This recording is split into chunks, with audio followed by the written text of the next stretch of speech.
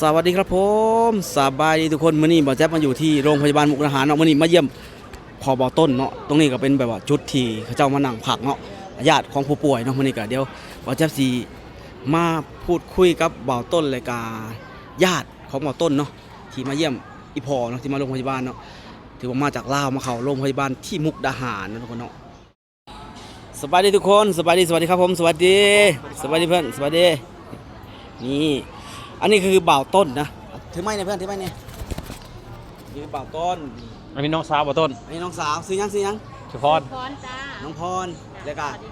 น้องชายสวัสดีครับลูกสวัสดีครับนี่อันนี้ก็น้องเคยบ่าวต้นสวัสดีสบายดีนะครับผมนั่นก็น้องเคยบ่าวต้นอีกคนนึงน้องเคย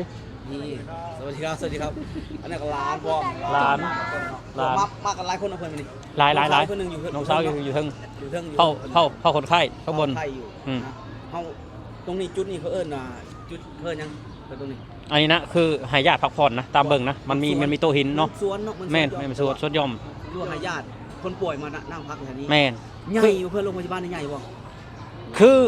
ถามว่าใหญ่บ่ถ้าเทียบจังหวัดนี่เป็นโรงพยาบาลที่ใหญ่นะใหญ่แห้งเนาะคืออันนี้คือเขาสิเปรียบเทียบเขาเป็นคลอดน้องเมษานี่เนาะโรงพยาบาลชลประทานอันนี้ใหญ่กว่าพื้นที่ใหญ่กว่ากว้างกว่าตึกอันนั้นสูงกว่าแต่ว่าตึกนี้มันสิมี3ตึก4ตึกพอดีตึกอยู่นี่ดิแล้วก็คนหลายเผื่อคนมาใช้บริการหลายเพราะว่าโรงพยาบาลนี้คือโรงพยาบาล2แผ่นดินนะที่คนเข้ามาใช้บริการ2แผ่นดินจริงๆเฮามากี่ตัวเอาบ่แม่นคือเพิ่นสร้างเพื่ออยู่แล้วคนไทยเพิ่นใจดีอยู่แล้วเพิ่นสร้างเพื่อคนฟังนั่นอยู่แล้วเห็นว่าเขาเข้ามาโรงพยาบาลเราจะเห็นภาษาลาวพร้อมเป็นนั่นแหละเ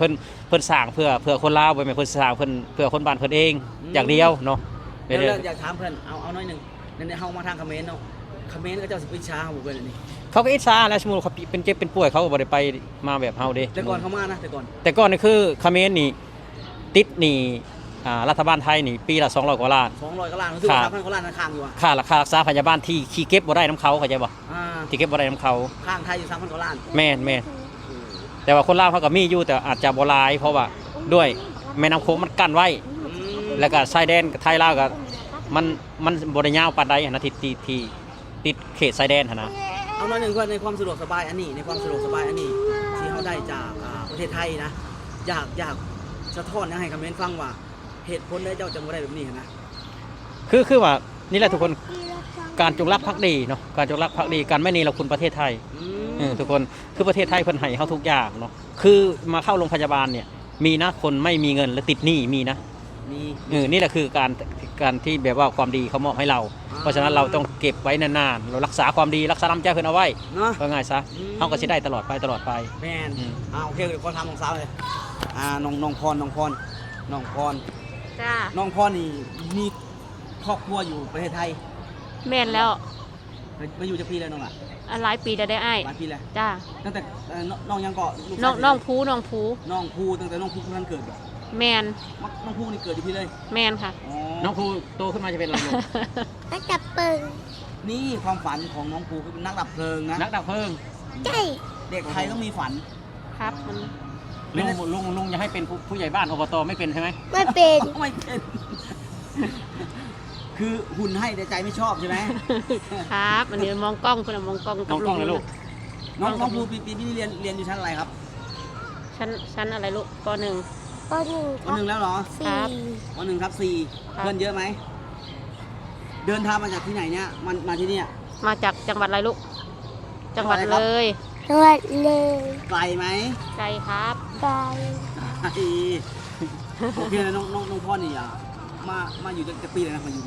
มาอยู่ไทยหรือว่าอยู่กับแฟนอยู่กับแฟนเนี่ยอยู่กับแฟนได้8 ปี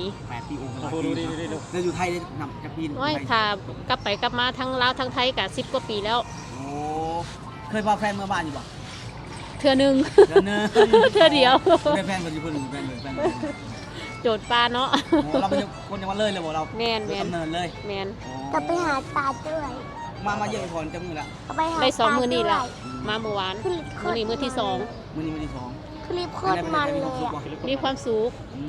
คิดว่าจะต้องลงรักปักขาอย่างนี้ตลอดไปมั้งก ก็ยังบ่ฮู้เทื่อในอนาคตก็ยังบ่ฮู้แต่ว่าก็มักอยู่กับม่วนอยู่ในประเทศไทยนี่ก็ได้ความสะดวกสบายก็มีหลายอยู่ ความรู้สึกตอนนี้มันยิ่งกว่าบ้านแล้วมันบ่พอ แมน ครอบครัว แมน นี่ แม แล้ น ว แมนซ้ำบ้านเกิดเจ้าของเลยล่ะ ก็คือ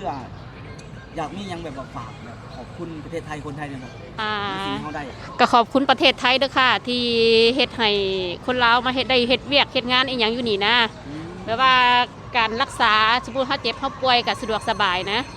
จ้ะรักษาก็ดี อย่างนี้นะ บริการก็ดี เขาไอ้พ่อมาจากบ้านเขาแล้วมารักษาที่เนาะ แมนแมน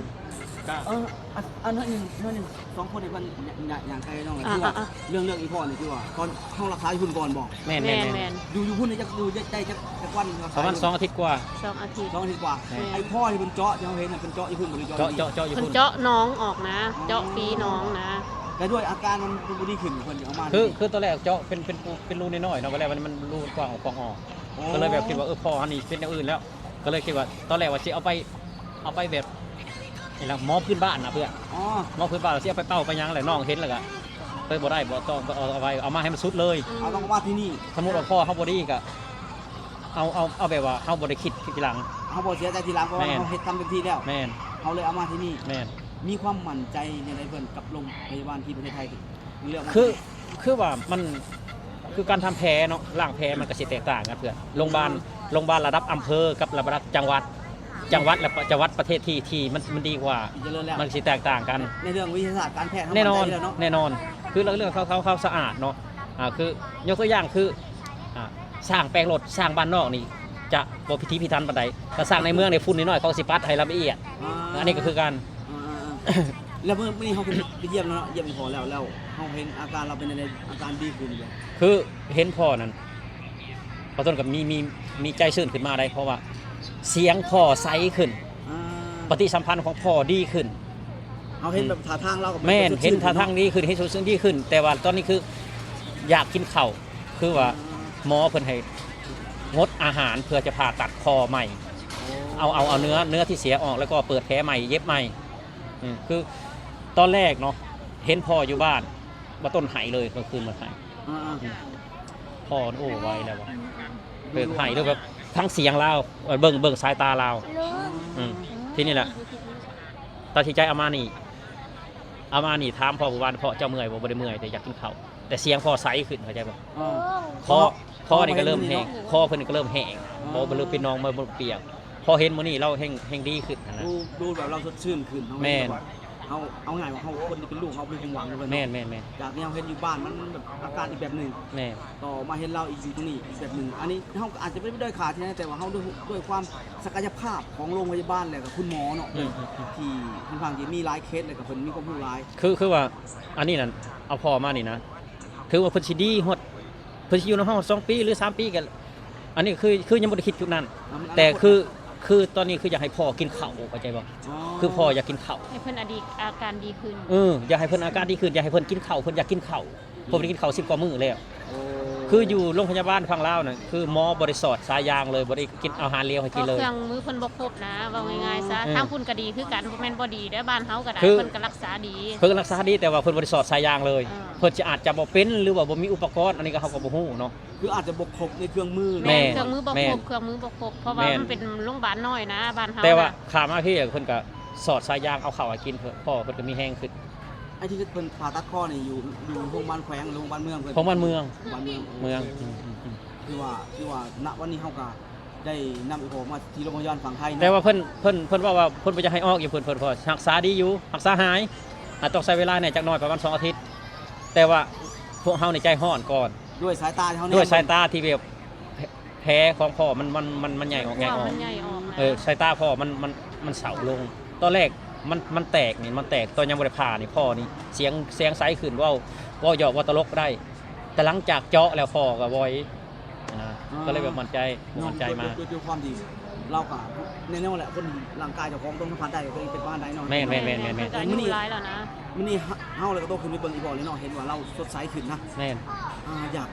ขอบคุณยังประเทศไทยเพื่อน ก็อยาก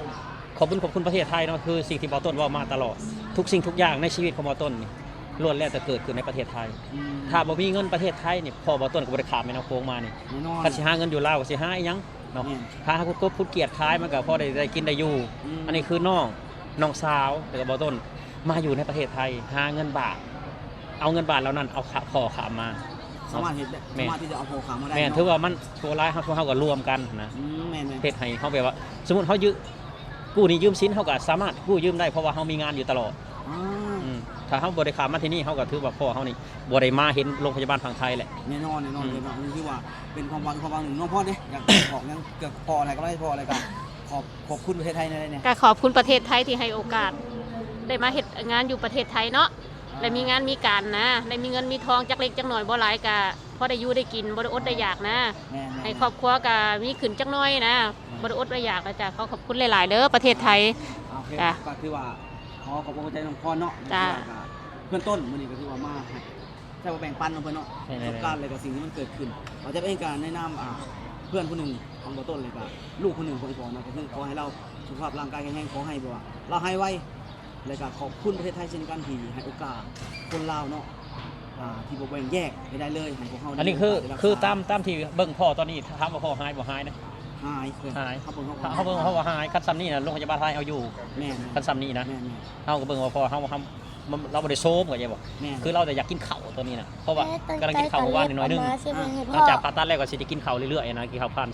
สายยางกินอาหารเหลวหั่นนะนมมันยัง เขาขึ้นไปเราก็อยากลุกนั่ง แม่น บบ แม่น บริหารร่างกายเราเลยอะ แม่นแข้งขาเพิ่นก็นั่งได้ยืนได้นะ นี่แหละคือมันด้วยบรรยากาศด้วยการรักษาด้วยการดูแลของหมอเนาะเห็นไหมเรามีความหวังเช่นกันกับของเราก็คือว่าเขาเข้าใจทุกคนนะมันนี่ก็บ่จะมาแบ่งปันประมาณ3นี่เนาะทุกคนเนาะอันนี้ก็ลุงบริวารเพิ่นเลยคือว่าที่ร้ายขนาดไหนนอนนะคือว่า อันนี้คือไอเดียของประเทศไทยเพื่อนอยู่โรงพยาบาลอยู่บ้านนอกเพิ่นจะมีโต๊ะให้นั่งแล้วก็มีต้นไม้ถ้าอยู่ในเมืองบ่มีแบบนี้ เพราะมันกว้างกว่านี้เด้ ผมก็แบบนี้แต่ว่าอันนี้คือไอเดียของเพิ่นเข้าใจบ่ เนาะ การที่แบบว่าคิดใส่คนลากหญ้าคนบ้านนอกนะ เนาะ คือว่าใส่ใจทุกอย่างเนาะ โอเคก็คือว่าสำหรับเราจะเองกับต้นสิถ่ายคลิปก็อาจจะได้แค่ตรงจุดนี้นะทุกคนเนาะเขาบอกสามารถเขาถ่ายได้เนาะวันนี้ก็ที่บอกขอบใจลาทุกคนไปก่อนสวัสดีครับผม สวัสดีครับผมสวัสดีครับ สวัสดีทุกคนสวัสดีครับผมนี่